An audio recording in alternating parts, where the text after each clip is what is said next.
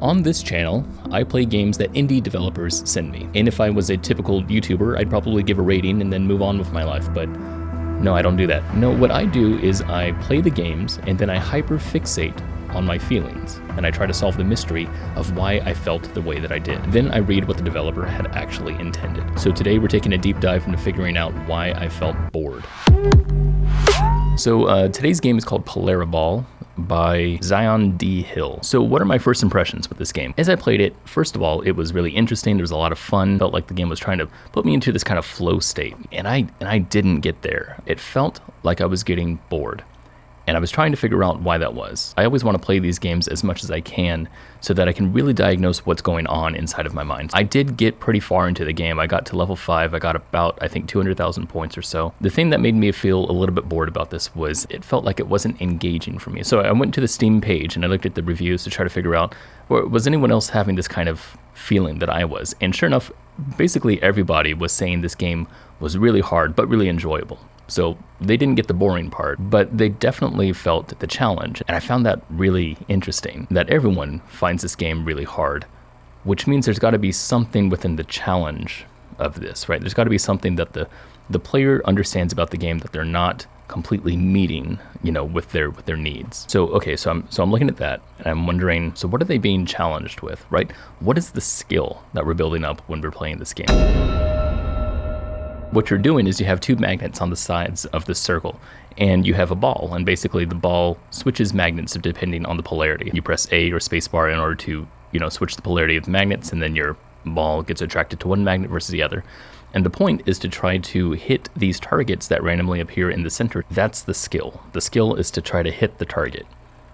But this is where it gets a little weird, because if you think about a game that has targets in it, what type of game is that? It's usually some type of first-person shooter, right? Something like that. But there's a difference, right? There's a difference between hitting those targets with bullets versus hitting targets with magnets.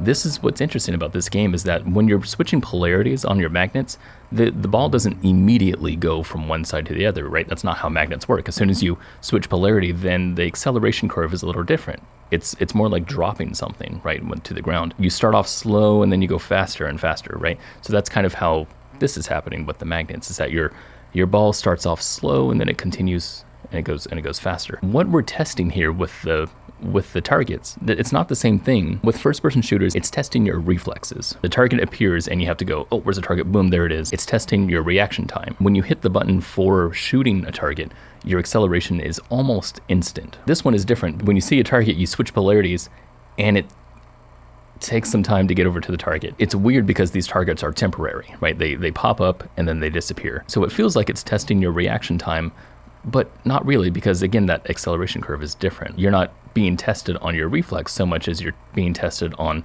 where is the target going to be and is my ball going to hit it when I press the button. That's kind of what this is. And so it feels like it would work more for avoidance. It feels like, for me, like I'm being tested more on my timing rather than a reflex. But the game isn't really about the Sawblades. And in fact, the Sawblades don't really care about you. The Sawblades are random. They're not chasing you. The cannons rotate around the circle and they just shoot wherever, right? They shoot randomly. It never felt to me like I was being chased by these Sawblades. It never felt like the cannons were aligning to where I was. It just felt like they were just shooting randomly. I felt like my boredom had something to do with that nature of the Sawblades, and I wasn't sure exactly, so I wanted to follow that a little bit. The only other type of game that I can think of when it comes to these random enemies, there are things that you need to keep away from, but they're not really directed toward you, they're just kind of there. I was thinking of asteroids. When you're playing asteroids, you're just a little ship and you're surrounded by asteroids, and they can hurt you, they will crush you if you don't move out of the way, but they're not actually trying to chase you anywhere. I wanted to think more about this idea because I felt like that idea was lacking direction. That was the word that kept popping in my head, was direction. And I was like, what do I mean by that? And then I thought about what it means to play a game that feels, very directed. And I thought about Super Mario Bros., for example. Super Mario Bros. Feels like it's very directed, like it makes sense exactly what you're supposed to do as soon as you play that game, right? You boot it up, you see Mario, and in World 1-1, you have a Goomba right in front of you. If you don't move, you're gonna die. So that's immediate, right? You have to jump over the Goomba. And if you don't do anything for a long time, then the timer can run out. So you have to do something. And there's challenges in the way as you start going forward. You try to get to the end of the level before the timer runs out, and you have a bunch of challenges in front of you. There's gaps to jump over, there's pipes to jump over, there's enemies to kill, and you kind of have to play the way that the game is paced. Now, this is different than a game like Asteroids. You have asteroids that will kill you if you don't do anything, but they're not really trying to get you, they're just there. And in that game, if you don't do anything for a long time, you'll probably be killed. I mean, same thing with Polariball. If you just sit in a long time, you'll probably eventually be killed. But that's just kind of, a percentage. That's kind of a probability. This is something that was surprising to me because it reminded me of the two types of terms, casual and hardcore. And these two terms are usually used in game design to talk about what type of game that you're making. For example, if you think about Minecraft or Animal Crossing, those types of games don't have a pace. They just exist to kind of like as a toy box for the player to just do things in. There's no thing that's telling you to do certain things at certain times. Sometimes there are other small little things, but like in more simple games, if you're thinking about Angry Birds or Peggle or something like that, games that the player decides the pace of the game. If you sit there forever in Peggle, or if you sit there forever in Angry Birds, nothing really happens. Whereas hardcore gaming is all about external pressure. There's always something that the player is responding to. For example, in Call of Duty, there's things that are happening that if you don't do anything about, you'll die. In almost any online shooter, you're gonna die if you don't do anything. Most games that are arcade-based games that are score chasers and things like that, are usually hardcore in nature because of the days of quarter machines, right? Quarter eaters. You put your quarters in and there's an external pressure, right? Now you're on the clock and you have to figure out how to get past all these challenges. Otherwise you're gonna die. And then you have to put in more quarters. And when I thought about that, when I thought about casual versus hardcore, that's the thing that made me realize that this game, Polariball, is a casual arcade game. And that's what was weird about this for me, was that this game feels like it's an arcade game, right? Its main mode is called arcade. You're supposed to survive as long as you can. There, you get like different trophies for surviving a certain amount of time. You're trying to get the highest score possible, and it's not tiered like the 3-tier system with Angry Birds or Peggle.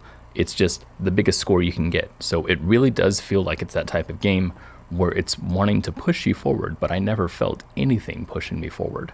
And I think that's the reason why I felt bored. So yeah, that was my experience with this game. That was my first impressions. And that's where I landed in terms of game design philosophies. So now what we're gonna do is we're going to look at the game developers' answers to my questions, and we'll see how my experience compares to their answers. Before we get into that, I just wanna thank my Patreon members for supporting this. I can't do these videos without your guys' support, so I really appreciate it, and thank you so much. So on to the next part. Okay, these are gonna be my first time reading these answers. So here we go. So my first question was, what were you hoping that the player would feel while playing your game? This developer answered, from the very beginning, I really wanted to make an experience that makes players say to themselves, just one more game. In support of this goal, it was really important to me that the game induces a flow state through its gameplay and presentation. I hope that players feel a sense of satisfaction through growing their skills and beating their or their friends' high scores. I wanted it to feel like the player was exploring something released midway through development. Whoops. That was a different one.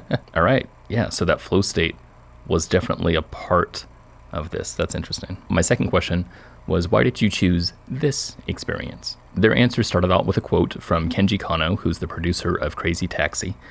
That quote says, "The whole point of the game is to have a lot of fun in a short period of time, and it's a very concentrated game." This dev answered my question with, "Most of my favorite games are high-energy arcade experiences, like Crazy Taxi, that let me just get into the game and have fun with it. The lack of friction given to the player to simply boot up a game and play a few quick rounds is an experience that I really want to see more of. I'm also, by extension, a huge fan of pinball and wanted to construct an experience that gives me the same sense of flow and growth that I get from honing my skills on a specific table. These desires as a player were the fuel to the fire of this game's development, and they also helped me form a very clear goal for the player experience early on, because I already knew what fans of similar games would be looking for in a game like this." That is an incredible answer. That's like very revealing when it comes to what this type of gameplay, is reminiscent of, obviously, the pinball thing. The idea of flow by chance is really interesting, and it's cool that I brought up Peggle I love that, specifically also because I love pinball. My third question was, were there specific moments, mechanics, or ideas that you built around that emotional goal? This dev answered, as I mentioned before, the big moment I was aiming for is when looking at the game over screen and you tell yourself just one more game. I tried to make sure that the game length was quick and snappy to support this. This moment naturally came up for a lot of players when playtesting, so I definitely feel like I was able to achieve this experience. Inducing a flow state in the same way games like Tetris or Pinball do it was also very important to me. The audio of the game was very meticulously designed by my team to try to pull you in the zone as you play, with the music being responsive to moment gameplay. The game mechanically reflects this goal by having a sense of motion that feels very non-stop. Even in the slower gameplay moments, the player needs to maintain their focus and control of the ball in order to do well. My hope is that these two factors combine to have an almost hypnotic effect to the player where they can just sit back and tune in on the game for a bit. Wow, these are fantastic answers. I really like these answers. Wow, that's a lot to unpack. First of all, this whole idea about pinball, that's really interesting to me because I love pinball. I'm a huge fan of pinball. I know exactly what you're talking about when you say just one more game, right? When someone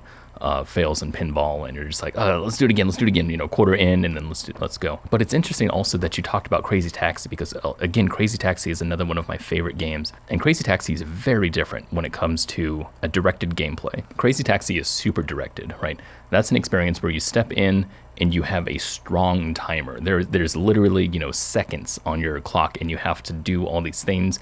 You get to add seconds to your clock as you go forward, but you don't have that same experience here in this game. In fact, I do want to talk about the timer really quick in this game. So I was a little confused on this and I'm still kind of confused on it. The first time you boot the level, there's a 15-second timer and the timer is shown with numbers in the center of your playing field.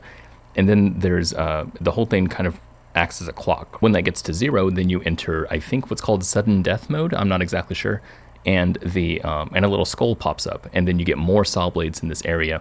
And now what you're supposed to do is you're trying to collect all of these yellow pellets in order to build the yellow line back up. And then as soon as you build it all the way back up, then you progress to the next level. So that's what I think is happening here. The first timer there, I don't understand what that's for. I have no idea. Maybe what you're supposed to do is collect enough pellets before that timer runs out in order to get to the top again, and then you get to progress to the next level without hitting sudden death. Maybe that's what's going on here. I really have no idea. I don't know at all. The reason why I don't understand it is because I don't feel like there's enough targets there in order for me to collect enough pellets in order to get to the next level before it counts all the way down. And every time that you collect a pellet, it increases by 1 second, but because it's 1 second, the time just keeps going down. So I don't feel like 15 seconds is enough time to do anything. I'm very confused by that first part. I'm not exactly sure what that's for. So that's interesting. That could be actually a big part of this game. The only time that I felt like I was meaningfully making progress forward was when it hit that death mode, when it had that skull there, because now I can see that every pellet that I collected was increasing my time meaningfully because it was permanent. But anyway, yeah, like you said, Crazy Taxi has that hardcore timer, right? That Crazy Taxi is very much is an arcade game. But you compare that to something like Pinball, and I think that's different because Pinball, even though it does have a timer, it's still pretty chill, right? The whole idea is that you launch a ball and then you just kind of watch it do its thing. And then you press a button to hit the ball in order to, direct the ball. You can direct it somewhat if you're really good at pinball. You can try to control the ball as much as you can with the flippers. But the game is pretty much luck. I don't know how many pinball purists there are in my audience here, but I know when I play pinball, and I've played it a lot, I've gotten to the point to where I can direct the ball into certain areas. But the game is largely luck. Because you have a ball that's just going through machinery, a lot of that is random, like where it's going, and stuff, because there's a lot of ricochets in that type of game. I think the appeal from pinball is a little different from this type of game, although I could see where it would align. I think pinball has this appeal where when you launch the ball, you get to see things that happen based on your decision of where you decided the ball was going to go or where you wanted it to go. I talked about this some time ago when I was talking about how to create a relaxing experience with this game called Voyager. Voyager was about a spaceship in where you created kind of like a sand dial, if you've ever seen sand dials before. You created that with this kind of experience with a spaceship, where you're a spaceship inside of a solar system. You kind of just launch the spaceship in one way, and you get to see it do a bunch of really, really interesting patterns. And when you're doing that, you see the patterns and you feel ownership, or at least I did, right? I felt ownership when I see those patterns, and it made me feel like that was the thing that I did. Like that was my pattern that I made. With pinball, that's how I feel a lot. When I launch the ball and I start getting, points on top of points on top of points, it's like I feel like those were my points. That's what I did. No one else could have done that. That was what I did. I don't feel that a whole lot with this game, with Polariball. I would say that I have almost too much control over where the ball is going because I have these magnets on either side. In fact, this is a really interesting thing. When I played the snake level, when I played the snake mode in here, I almost never used switching polarity. I would only move the magnet around because that to me was a lot more interesting and a lot more fun than trying to methodically try to find out where my ball was going to go. I really like this idea of just kind of guiding the ball in a specific kind of circular motion and then, switching it up every now and then. And that's how I got my longest chain of snake. I think that was 34 is what I got. And it was because it felt like it was an extension of myself, like it was just something that I just let happen. Whereas these targets, it feels like because they're temporary targets and they're random and there's power-ups involved and everything, it feels like what I'm trying to do is I'm trying to get those specific things and I'm tested on a specific skill of reflex. But in pinball, I'm never tested on my skill of reflex. Now, sometimes there are, right? There are temporary times in pinball where you have like certain modes or something that you can only go up a ramp at a certain amount of time. Those games have permanent fixtures in them. And that's what pinball usually is whenever you're playing a pinball machine, is you have a permanent fixture. There's some sort of thing that you're playing you're putting your balls through. You always have a pinball table that's always the same. That's why, for me at least, I like specific tables versus other ones, because some of them have more interesting things that are happening inside. I prefer some tables over other tables. And I would say in Polariball, it doesn't feel that way. It feels like whenever I'm playing the game that there's no thing for me to cast my ball into and just let things ride, right? It doesn't feel like that. It feels like what's happening. It feels directed in vision because of the targets and the power-ups and everything, but it doesn't feel directed in like level design. I can tell you the parts that I felt really, really good in this game were the ones that were very directed. Like I said, the snake one was very directed, but also where my ball became like a big ball and I could use that to, smash targets and saw blades at the same time. That felt like it was directed. That felt like I was doing something specific, casting my ball over there, trying to smash that. I felt like it was a score chasing type of thing. I can't say that I felt a one more game type of experience, but I know that in a game like pinball, I don't usually need that flow state. Pinball feels like there's something in front of me that is happening and I react to it. And it is a score chasing game, and there is external pressure because the table is tilted toward you and the ball, if you don't do anything, will exit and then you lose the game. There is some hardcore play there. I think maybe that's the reason here. Maybe that's what I keep coming back to, is that for me, I feel like the game needs more of a hardcore kind of push. That's what I was feeling. So thank you so much for watching. There's a Discord. If you'd like to join the Discord, there's a link in the description. You can play test other people's games and you can get your own game play tested if you like, or you just chat with people. That's fine too. And I'll talk to you guys in the next one. So peace.